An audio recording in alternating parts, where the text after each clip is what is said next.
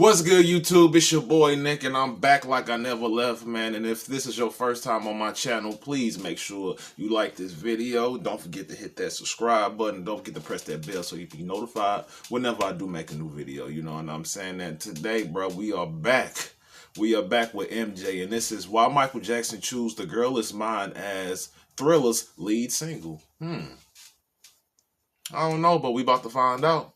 You know what I'm saying? Because he did start this off with a slow song, like The Girl Is Mine. You know what I'm saying? But it's a reason behind that. You know what I'm saying? But let's get straight into the video, man. This is Thriller Forever, a video series chronicling every detail in the construction, release, and lasting impact of Michael Jackson's musical juggernaut. He expressed how upset he was about his perceived underperformance of Off the Wall. Michael vowed it would never happen again. With his next record, Jackson wanted to continue to push his creative capabilities. Producer Quincy Jones walked into Westlake Studios in Los Angeles and said, I will say, like, what Thriller did, he wanted that to be for Off the Wall. But, like, don't get me wrong, Off the Wall, to me personally, Off the Wall is such a great album. I love it. You know what I'm saying? But like the album was successful, but then like it didn't do what Thriller did. And I think that's what Michael wanted that for Off the Wall. But once he did Thriller, he broke that door. Quote, guys, we're here to save the recorded music industry. Additionally, creative tensions started to reveal themselves between the two. He'll make you do a thing until it's perfect. Over and over again? Yes. He's difficult to work with.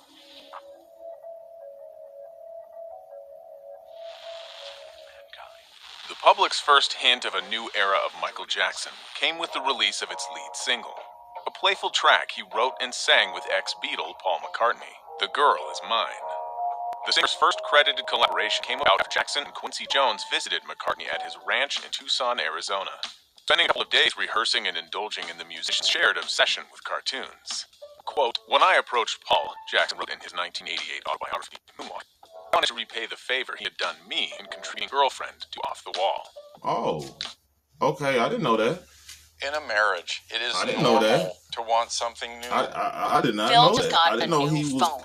The two soon began collaborating musically, a partnership that continued even when the Jacksons went on tour, with the ex-Beatle tagging along writing with Michael whenever he was not on stage. During this time, the duo recorded Say, Say, Say and The Man from an upcoming fifth solo album, Life's a Piece. However, it was now Michael's turn to write a song for them for his next LP. Producer Quincy Jones had initially told Jackson to write a song about two men fighting over a girl. Inspired, Jackson awoke during the night and sang the song into a tape recorder. He later said, quote, I sang exactly what I heard in my head, starting with the melody and the keyboard and the strings and everything. So I just orally put it on tape. Jones listened and then asked Jackson to add a rap verse of the two friends talking it out. Quote, we're fighting over this girl, Jackson said, and it came out beautifully. The Superstar Duet was the first track recorded for Michael's new album at Westlake Studios, Los Angeles, from April 14th to the 16th, 1982. The session became a spectacle in itself, attracting press attention even before a single release date had been announced. Toto guitarist Steve Lukather, who had gotten a call from Jackson himself to play on several songs, vividly recalls, quote, the McCartney duet was really insane, he said. You can imagine what kind of a zoo it was, with Michael and Quincy and McCartney and all the people and the staff and the security. We never even got into the control room. Beatles producer George Martin and Beatles engineer Jeff Emmerich were there, Dick Clark. It was so intense. Despite the chaos and the distractions while recording, engineer Bruce Swedien only had fond memories of the session. Quote, Paul was such a gentleman. Damn, Dick Clark was there too? Man, shoot, everybody pulled up. That lets you know this was a big deal. It was a big deal, you know what I'm saying, at the time. For Paul McCartney and Michael Jackson to collaborate like this, like, it was a big deal. It was a very big deal. He came to the studio prepared. Linda McCartney was with him and we had a fabulous time. Michael Jackson even said that the recording of The Girl Is Mine was one of his most enjoyable moments in the studio. Reminiscing, quote, of all of my recordings as a solo artist, my favorite is probably The Girl Is Mine. because working with Paul McCartney was pretty exciting and we just literally had fun. It was like lots of kibitzing and playing and throwing stuff at each other and making jokes. We actually recorded the instrumental track and the vocals pretty much live at the same time. And Michael and I were both up for working together, and it was very professionally handled, so that all it really needed was for us to get out there and perform and have a good time. But with Michael, it's not really work. It's just, it's more like play, It's just like when you start up in the business or with a group and stuff, they say, well, we play together. It's the word you use with music, isn't it? He plays, but what you do for them is plays. And in this instance, that's what it was really. We were just playing around. After, Michael Jackson was positive they'd recorded a surefire hit, a signature tune for both of them that embodied McCartney's melody and his distinctive groove. Dick Clark commenting, quote, "Even during rehearsals of the tune, you knew it was going to be a hit. I could tell from the level of excitement in the place the creative partnership was bound to be magic. And you know what? That's exactly what Michael Jackson says entertainment is. Magic." McCartney, however, expressed some trepidation about the song's bubblegum feel. He was especially concerned about the cloying use of the word doggone. Quote, "You could say it's shallow," he admitted. When I checked it out with Michael, he explained that he wasn't going for depth. He was going for rhythm. He was going for feel. Released on October 18th, 1982, a month before the album, and while the team was still recording, Bruce Swedien recalls, quote, "Quincy would come in every morning and put on a couple of local radio stations, and they were all playing The Girl Is Mine. So that would make you very serious about your work very quickly." The single's cover photograph was taken by McCartney's wife, Linda, and while the sweet enough middle-of-the-road song was charming, one thing was certain. This wasn't the Don't Stop Till You Get Enough Part 2 many were expecting. But for Michael, the breezy radio-friendly tune was the obvious first single, especially after McCartney achieved a hit duet with Stevie Wonder, Ebony and Ivory, earlier that year. Later writing that, quote, "We really didn't have much choice. When you have two strong names like that together on a song, it has to come out first or it gets played to death and overexposed. We had to get it out of the way." However, radio listeners were overall not that impressed by The Girl Is Mine and felt that Jackson and Jones had diluted their talents to accommodate to a white pop audience.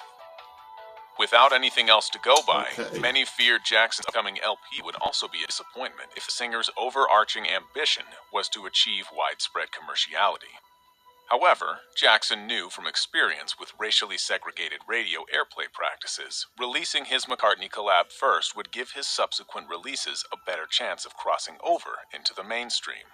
Song Facts explaining, quote, "It was released first because it was guaranteed airplay thanks to McCartney's contribution. The song was a very safe choice as the first single, since it was very conventional and easy to understand. Jackson was afraid that if he released an edgy song first, people wouldn't give the album a chance. Jackson's instincts would ultimately be proven correct, as the mainstream track, that essentially chronicles an interracial love triangle, would go on to sell 1.3 million copies. The Girl Is Mine kicking off a string of chart success for Jackson, making it to number 2 on Billboard and all the way to number 1 on the R&B singles chart, the first time a Beatle topped the R&B list. Soon after, Michael Jackson's new album, Thriller, quietly slipped into the charts at number 11 on December 25th, 1982. When compared to its lead single, the listeners were stunned by what they were confronted with as the album's opening track, instantly silencing those who believed Jackson may have lost his edge. 3 ricocheting drum beats kick off the frenetic opener, appropriately titled "Wanna Be Startin' Something." Its driving beat and hypnotic bass made it the closest thing on Thriller to Michael's previous output. Which is no surprise because the singer reportedly started working on the track while recording Off the Wall, which may be one reason it was chosen as the album opener. I didn't know that. There simply wasn't a genre for a song like this in 1982. So he made... It wasn't disco. It wasn't funk. It wasn't R&B. It wasn't new wave. It was something new. A song so wild and energetic, it nearly bursts at the seams. Michael Jackson is in high energy mode, nimbly and clearly enunciating the onrushing lyrics that varies from astonishment to righteous frustration. Jackson introduces a new tone that would soon become his signature, an edge of fear and paranoia. Unlike previous releases that centered on innocent crushes and dancing all night long, he, for the first time, depicts something darker and more insidious. A world hungry for idle gossip that feasts on rumor and innuendo. While even sparing a verse to square off with teen pregnancy, Jackson's vocals are biting, intense, and even taunting as he teases, "You're a vegetable, they eat off of you." Originally written for his sister LaToya about her troubled relationship with her sisters-in-law, dang. Michael ended up recording the song himself. Bruce Swedien recalling, quote, "That track is about Michael's brother's wives and how they were always creating trouble. That was his inspiration." The song was originally composed in 1978, but was later re-recorded in the fall of 1982, and was one of the 4 tracks that Jackson received writing credits for. "Wanna Be Startin' Something" climaxes in an African-inspired chant, often misidentified as Swahili, but is actually based on Douala. Wanna Be Starting Something was originally for LaToya Jackson. That is like really interesting. Giving the song an international flavor and reassuring listeners that Jackson hadn't lost his funk or forgotten his roots in black music. Journalist Nelson George writing that when the Jackson 5 traveled to Senegal in 1973, the experience had a profound effect on a teenage Michael Jackson. George quotes Jackson as saying, quote, "I don't want the blacks to ever forget that this is where we come from and where our music comes from. I want us to remember." A slight variation on Cameroonian saxophonist Manu Dibango's 1972 proto-disco hit, Soul Makossa. Quote, "Michael heard that, and he liked it," recalled Quincy Jones. "I said, 'Michael, that's Manu Dibango's record,' and he said, 'But I need it.'" This was the sound of a new pop renaissance. It had no borders. It was a sonic carnival, perfectly capturing the diversity, fusion, and velocity of a new era. Well, I know that Michael would have a little, it wasn't a dictaphone, a little cassette. He would, and he would, I think, work out some things with that little move. You know, he was something else. He was able to create what he needed. When released as a single, reviews for the track were positive. Christopher Connolly writing for Rolling Stone describing "Wanna Be Startin' Something" as being, quote, "Thriller's most combative track." Connolly noting that in the hyperactive tune, Jackson's, quote, "emotions are so raw that the song nearly goes out of control." Cashbox called the song a smash, specifically praising the, quote, "danceable groove, superb arrangement, and strange but ultimately uplifting lyrics." Stephen Thomas Erlewine, a writer for AllMusic, song as, quote, "the freshest funk on the album." Ultimately, "Wanna Be Startin' Something" was well received by listeners and charted around the world, receiving an award nomination for Best R&B Song at the 1984 Grammy Awards.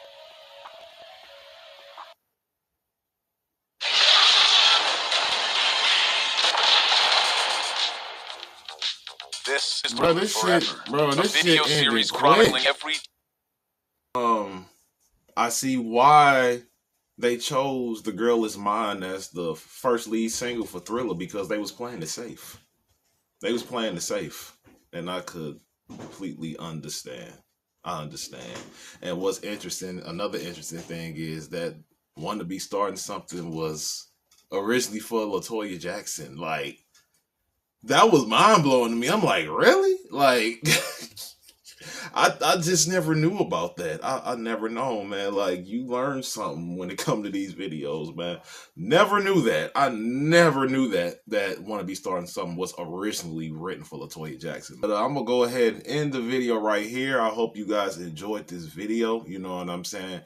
And before you guys leave, don't forget to like this video. To the new people that's watching, don't forget to subscribe to the channel. Don't just watch my videos. Subscribe to the channel. You know what I'm saying? That'll help me out a lot. It don't cost much. It's free.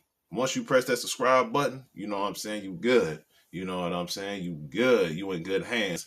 But I'm gonna go ahead and end the video, and I'll see y'all in the next one, bruh. And y'all can see I'm being interrupted. Yeah. See y'all later, man. Peace.